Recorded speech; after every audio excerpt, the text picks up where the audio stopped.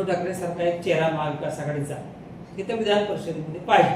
पण ते 11th आवरला त्यांनी त्यांचं नाव चेंज केलं आणि अंबादास दानवेंचं नाव पुढे आणलं आदल्या दिवशी.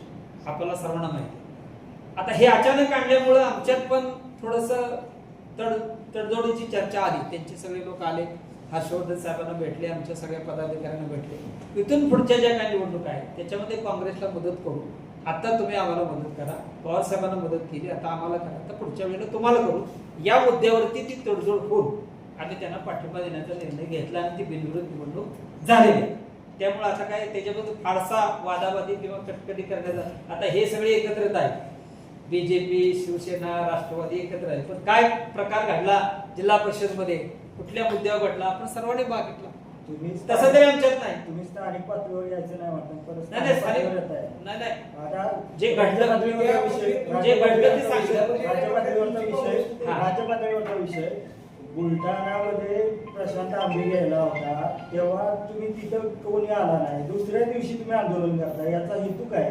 प्रशांत आंबे तिथं गेला प्रकाशित आंदोलन करा आमदाराचं, त्या दिवशी तुम्ही नाही, काँग्रेसचं कोण गेलं का? एक लक्षात ठेवा, बुलढाण्यामध्ये आमच्या युवक काँग्रेसने आंदोलन केलं दुसऱ्या दिवशी. आता असं आहे की एखादं कुठलं आंदोलन करायचं म्हणजे त्याची पूर्वतयारी लागते, बरोबर आहे. पूर्वतयारी करण्याआधी जर तो तिथे गेला असेल आणि आम्ही दुसऱ्या दिवशी पण केलं ना, मुद्दा उचलला ना. पण जे छत्रपती शिवाजी महाराजांचं नाव घेऊन राजकारण करताय किंवा छत्रपती शिवाजी महाराजांच्या नावावर राज्याचा कारभार करताय, त्यांनी या संदर्भात एक तरी शब्द काढलाय का? आम्ही जरी आंदोलन तरी केलं, भले दुसऱ्या दिवशी केलं, पण केलं ना. रस्त्यावर उतरलो आम्ही, दुसऱ्या दिवशी उतरलो. आमचा कुठला तरी एक विंग आमच्या आली ना रस्त्यावर. रोहित पवारांनी सुरुवातीला आंदोलनाचं हातात घेतलं, कोल्हापूरला आले, गाडीवरून गेले, चांगलं आंदोलन केलं. ज्यावेळेला आंबी तिकडे गेले त्यावेळेला रोहित पवार गेले नाही. नेमकं काय समजून नाही, हा राष्ट्रवादीचा अंतर्गत विषय आहे, त्या संदर्भात मी काय बोलू शकत नाही. आमच्या काँग्रेसच्या संदर्भात काय असेल तर मी बोलेन. रोहित पवारांनी काय करावं त्यांचा प्रश्न आहे, किंवा त्यांच्या पक्षांनी कुठलं आंदोलन करावं, कसं करावं, हा त्यांचा लोक आहे. स्थानिक पातळीवर तुमचे जिल्हाध्यक्ष कधी होणार आहे? नाही, तर ते संघटन सुजान अभियानची परिस्थिती आहे ती फार वेगळी आहे. म्हणजे कसं, आता AICC ऑब्झर्वर आहे, आमच्या सगळ्या लोकांचं मत आजमावून मत घेतलं. आता त्यांनी तो रिपोर्ट AICC ला दिला. आता AICC जे आमचे चीफ आहेत संघटनेचे, KC वेणुगोपाल, ते त्यांना बोलवून घेणार आणि त्यांना विचारणार. आता समजा इथं राजन नाही का, राजन इथं आलं, राजनना ते विचारणार समोर बसून काय काय केलं सातारा जिल्ह्यात जाऊन, कोणाकोणाला भेटला, काय काय सगळे रिपोर्ट द्या. ते रिपोर्ट वाचणार, त्याच्यावरती त्यांचं मत तयार करणार, स्थानिक पातळीचे म्हणून अध्यक्षाचं मत घेणार आणि त्या जिल्ह्याचा अध्यक्ष हा डिक्लेअर होणार. आणि जो अध्यक्ष होईल हा राहुल गांधींच्या ग्रुपला ऍड असणार. राहुल गांधींचा जो ग्रुप आहे जिल्ह्याचा महाराष्ट्राचा, त्याच्यामध्ये हे 60-70 अध्यक्षांचा ग्रुप होईल आणि त्याला राहुल गांधी ऍडमिन असतील. त्यामुळे प्रत्येक अध्यक्षाचा रिपोर्ट डायरेक्ट राहुल गांधीच्या पर्यंत जाणार आहे. एवढं त्याच्यात पारदर्शकता आणण्याचा प्रयत्न काँग्रेसच्या माध्यमातून आम्ही करतो. जिल्हाध्यक्ष असं त्यांनी काम केलं नाही, असं काय नाही केलं, नाही केलं म्हणून असं काय नाही. आता ती प्रक्रिया आहे संघटनेची, ही प्रक्रिया. गुजरातमध्ये आम्ही त्याचा अनुभव घेतला, खूप चांगले रिपोर्ट आले म्हणून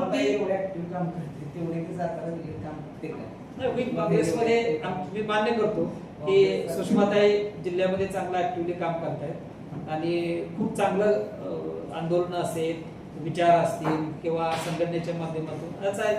नवीनच जिल्हा अध्यक्ष झालेत महिलेचे, त्यामुळे त्यांनाही त्यांची ऍक्टिव्हिटी दाखवायला पाहिजे. चालू आहे त्यांचं काम, त्यांना आमच्या शुभेच्छा आहेत प्रदेश काँग्रेसच्या. इथून पुढच्या कालखंडामध्ये सर्वच विंग हे आम्ही ऍक्टिव्ह करणार आहोत. हे युवक असेल, महिला तर आहेच. युवकचे अध्यक्ष फक्त जिल्हाध्यक्ष आले की त्यांच्या गाडीबरोबर, बाकी नंतर तिकडे दिसतच नाही. ते बदलले नाही, राहुल पवार म्हणून आहे तो, त्याला केले नवीन केलं. काँग्रेसची एकमेव लोक आता अपेक्षेनं काँग्रेसकडे बघतात. हे सगळे जे मुद्दे आहेत याच्यावर फक्त काँग्रेसकडूनच लोकांना अपेक्षा आहे. बाकीचे सगळे all they are manage to each other. त्यामुळे आता इंग्रजांना घालवण्याचं काम काँग्रेसनं केलेलं होतं, त्याच पद्धतीनं आता 21व्या शतकामध्ये या बीजेपी राजवटीला घालवण्याचं काम सुद्धा अगदी ठणकावून आम्ही काँग्रेस पक्षच करेल असं आमचं ठाम मत आहे. जिल्हा परिषदेची निवडणुका झाल्या त्यात तर काँग्रेस दिसलं नाही, काँग्रेस पुढे आहे किंवा काँग्रेसला लोकांचा पाठिंबा आहे. मी अगोदर एवढा सांगितलं मला मोह व्हायचं, की पाच घरी- नाही मी गणेशच्या सुरुवातीलाच मी सांगितलं होतं की जिल्हा पातळीवरची तालुका पातळीवरची कुठल्याही प्रश्नाला मी आता उत्तर देणार नाही. जरा थोडंसं आमचं संघटन हे होऊ द्या, मग जिल्ह्यातले कुठलेही प्रश्न विचारा, मी त्याच्याबद्दल उत्तर देईन. पण आमचं जे काय घडलंय पाठीमागं नाही ठीक आहे, तुमची आवड मला मान्य आहे, पण होईल हळूहळू दुरुस्ती होईल त्याच्यात.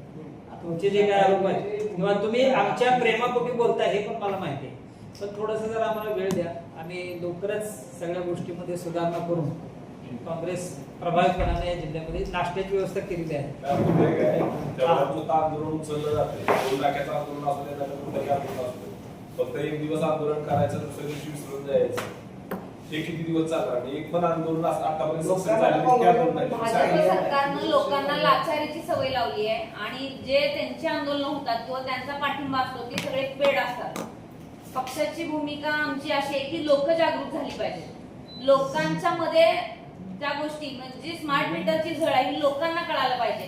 त्याच्यासाठी आम्ही प्रयत्न करणार आहे की फक्त काँग्रेसलाच न पुढे येता सर्वसामान्य लोकांनी त्याच्यात सामील झालं पाहिजे, अशी आमची भूमिका आहे. त्यामुळे आम्ही वेगवेगळे वर्कशॉप असतील, बचत गटांना जे मार्गदर्शन करायचं आहे स्मार्ट मीटर संदर्भात ती देखील मोहीम म्हणजे येणाऱ्या काळामध्ये उभा करणार आहे की त्याचा तोटा सर्वसामान्यांना होतोय.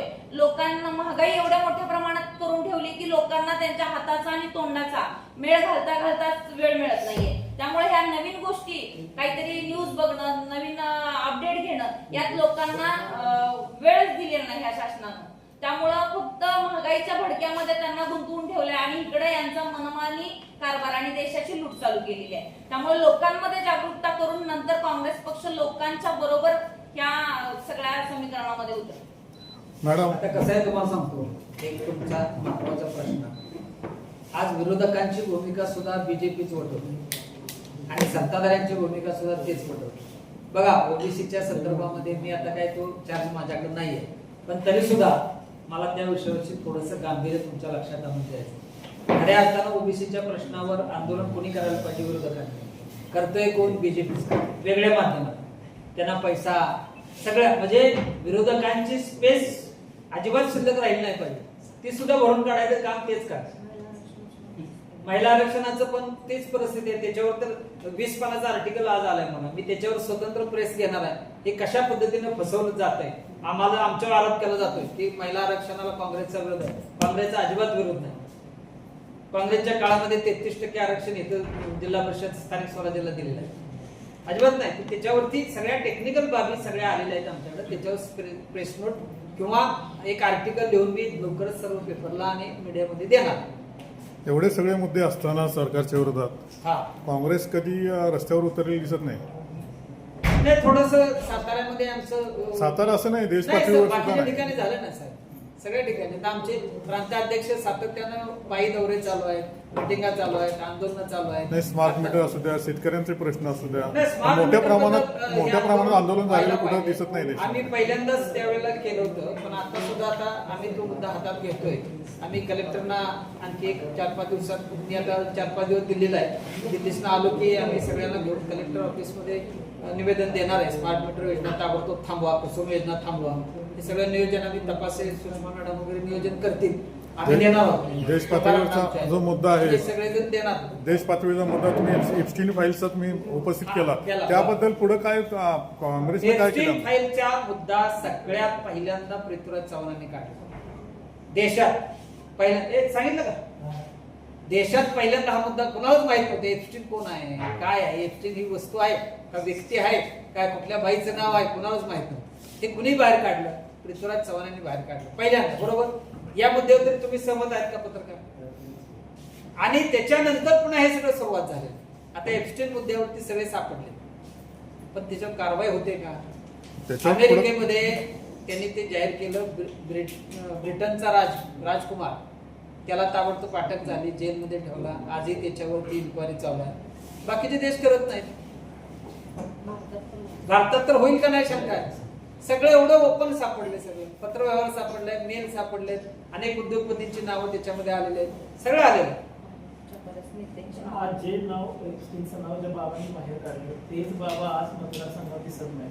जिल्ह्याच्या लेवलला दिसत आहे कुठल्या नाही, थोडासा प्रकृतीचा प्रॉब्लेम आहे. प्रकृतीचा विषय मिटला की बाबा पुन्हा मैदानामध्ये येतील आणि पुन्हा जोरदार काम चालू होईल. 2 वर्षे